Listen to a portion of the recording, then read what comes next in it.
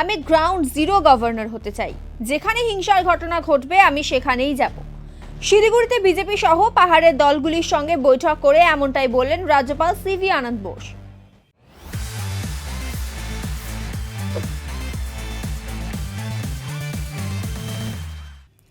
পঞ্চায়েত নির্বাচন ঘিরে রাজ্য জুড়ে দফায় দফায় অশান্তি চলছে। এমন পরিস্থিতিতে বিভিন্ন এলাকায় যাচ্ছেন রাজ্যপাল। বৃহস্পতিবার সকালে দার্জিলিংয়ের সাংসদ রাজু বিস্ট সহ জিএনএলএফ, গোর্খা জনমুক্তি মোর্চা, হামরো পার্টির প্রতিনিধিদের সঙ্গে দেখা করেন রাজ্যপাল।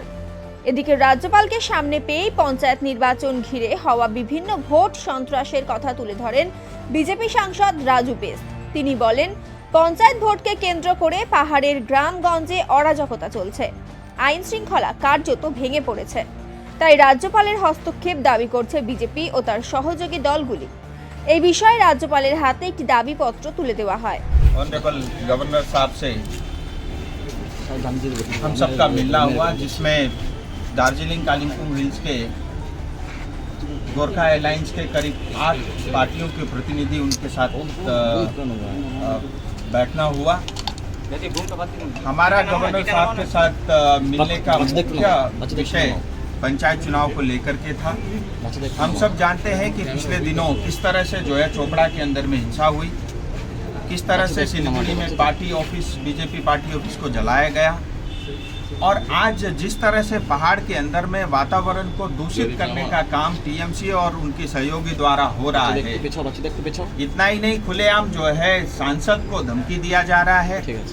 हमारे जो अलायंस पार्टी के जो कैंडिडेट है उनको धमकाया जा रहा है, उनको पैसे का लालच दिया जा रहा है, जो पैसा भ्रष्टाचार से उनके पास है, और नॉमिनेशन जो है वापस करने के लिए जिस तरह की जो है प्रेशर उनके ऊपर बनाया, और आज जो है जिस तरह से खुलेआम पब्लिक को धमकाया जा रहा है कि अगर आप वोट देने जाओगे तो सड़क का पैसा आपको देना पड़ेगा, अगर आप वोट देने जाओगे इसका खामियाजा आपको चुकाना पड़ेगा। इसका मतलब अब पश्चिम बंगाल में लोकतंत्र बचा ही नहीं है, यानी जनता घर से निकल करके वोट कर नहीं सकती, ऐसी स्थिति टीएमसी ने बनाई है।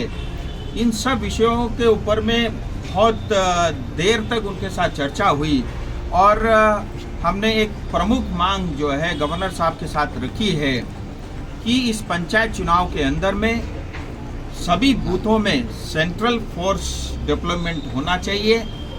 और उसके अलावा जो एक और विषय जो सबसे महत्वपूर्ण विषय था, हमने उनसे ये निवेदन किया है कि जो सेंट्रल फोर्स डेवलपमेंट होगा वो चुनाव होने के 6 सप्ताह तक वहीं पे रहे, क्योंकि जो हिंसा होती है 2021 में भी हमने देखा, चुनाव होने के बाद जहाँ जहाँ टीएमसी हारती है वहाँ जो है ज़्यादा वायलेंस होता है।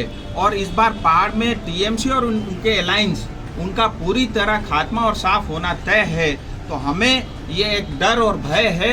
हम जनता को सुरक्षित वातावरण और सुरक्षा देना चाहते हैं। हम चाहते हैं फ्री एंड फेयर इलेक्शन हो, जिससे जनता घर से निकल करके अपना मत का उपयोग करे और सही उम्मीदवार का चुनाव हो, जिससे वो गांव-गांव में विकास करे। অন্যদিকে সাংবাদিকদের মুখোমুখি হয়ে রাজ্যপাল বলেন, পঞ্চায়েত নির্বাচনের দিনক্ষণ ঘোষণা হওয়ার পর থেকে যেসব এলাকায় নির্বাচন হবে সেই এলাকাগুলিতে নজর রাখছি, যেখানেই হিংসার ঘটনা ঘটবে আমি সেখানেই যাব।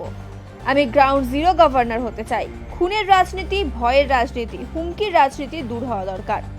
এটা ভারতের সংবিধান গণতন্ত্রের কাছে বড় চ্যালেঞ্জ। যা ঘটছে তা অত্যন্ত উদ্বেগজনক।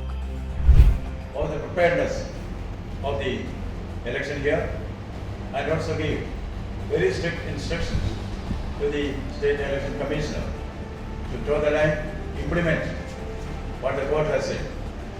As governor, it is my bounden duty to see that the orders of the court are implemented by all the functionaries in letter and spirit.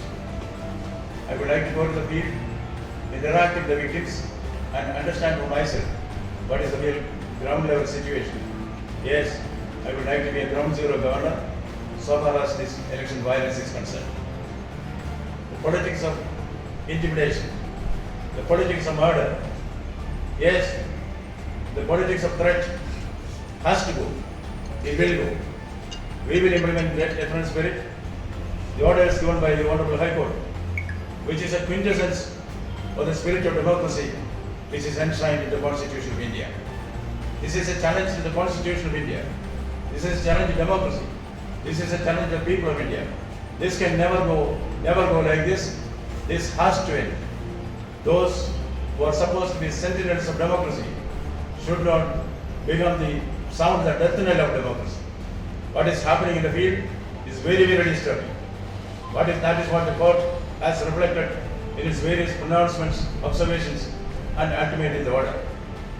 We will certainly see that the present trend will be reversed and there will be peace and harmony in society. Every citizen will be able to cast his vote freely and fearlessly. That is a commitment. That is what we are trying to take it forward. I am again going to the field.